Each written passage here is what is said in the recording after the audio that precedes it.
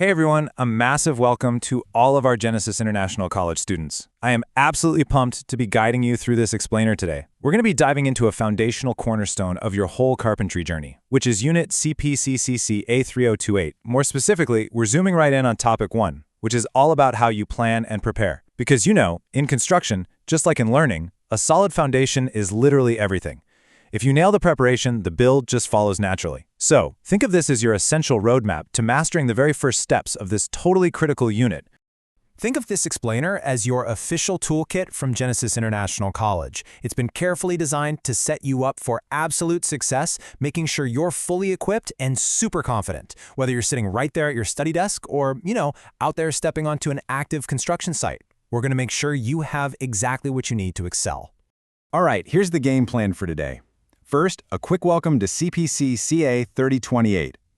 Then we're going to look at mastering your study environment, followed by planning for compliance, and finally, we'll wrap up with practical site preparation. Let's jump right in. Welcome to CPCCCA3028 Unit Overview.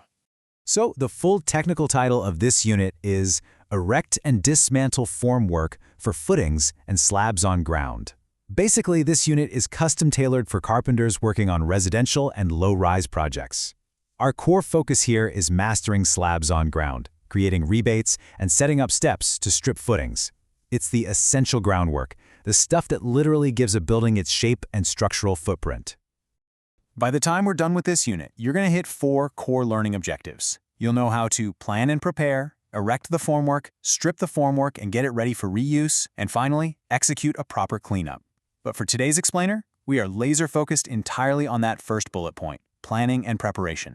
Because honestly, without this step, none of the other 3 can happen safely or efficiently. Moving right along to Section 2, Mastering Your Study Environment. Preparation actually starts way before you even open a textbook or pick up a hammer. You really need a dedicated chair and desk. Good lighting is absolutely crucial so you aren't straining your eyes after 10 minutes. You're also going to need a reliable computer, a solid internet connection, and a physical filing system for your notes. And hey, don't forget the human element. Your classmates and instructors are fantastic real-world resources to bounce ideas off of while you study.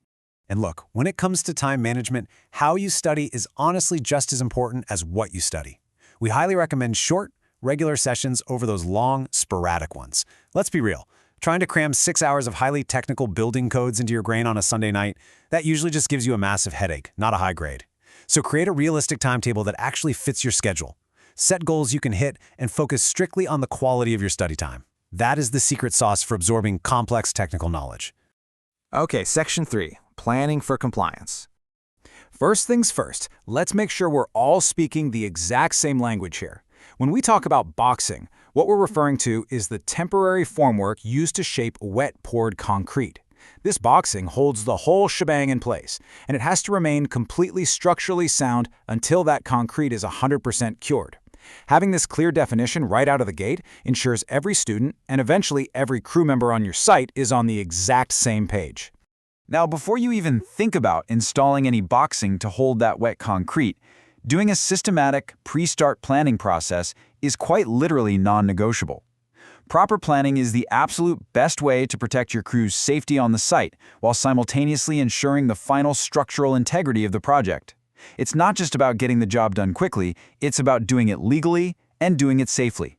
And to guarantee that safety and structural integrity, there are a few essential compliance frameworks we've got to stick to. Here in Australia, your work must comply with the National Construction Code, or NCC.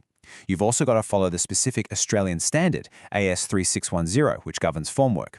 And of course, you absolutely must abide by all work health and safety, or WHS legislation. That includes Commonwealth, state, or territory laws. Guys, these aren't just polite suggestions. These are the mandatory rules of the trade. But compliance isn't just about the physical structure itself. As a huge part of your planning, you have to manage environmental controls. A great example of this is managing concrete washouts properly so you don't end up contaminating the site. On top of that, you need to know exactly when to hit the brakes and adhere to mandatory workplace hold points.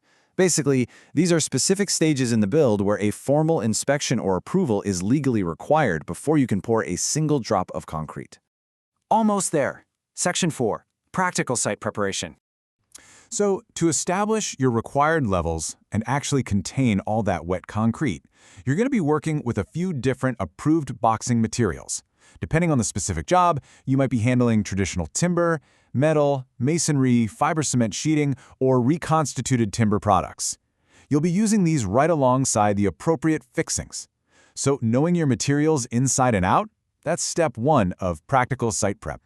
Right, so once you've got your materials sorted, there's a highly structured 3-step workflow you need to follow on site to prep them efficiently. Step 1, verify the material condition.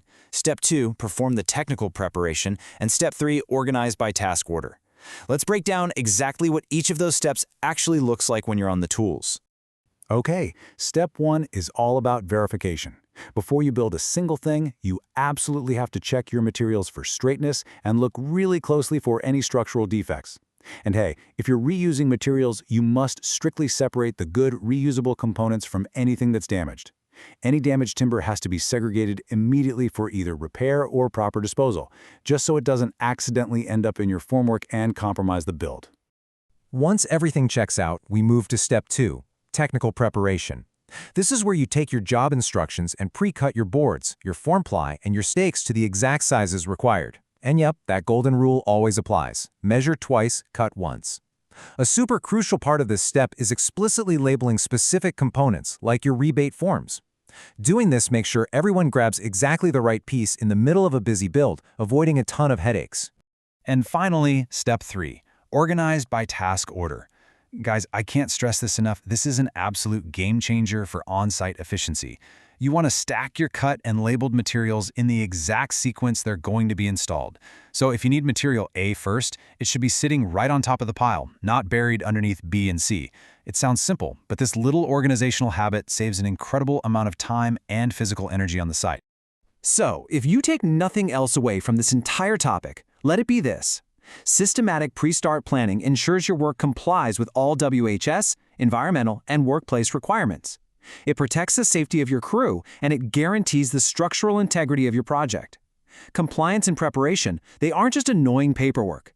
They are the absolute, non-negotiable foundations of professional, high-quality carpentry. All right, you've officially laid the groundwork. You know exactly how to set up your study environment for success. You've got a firm handle on the vital compliance frameworks, and you have a practical step-by-step workflow for preparing your materials on site. You've built your theoretical foundation. The real question is, when you step onto that active site tomorrow, what kind of standard are you going to set for yourself? Dive into your coursework, apply these principles, and go do some incredible work out there. Thanks so much for learning with me today.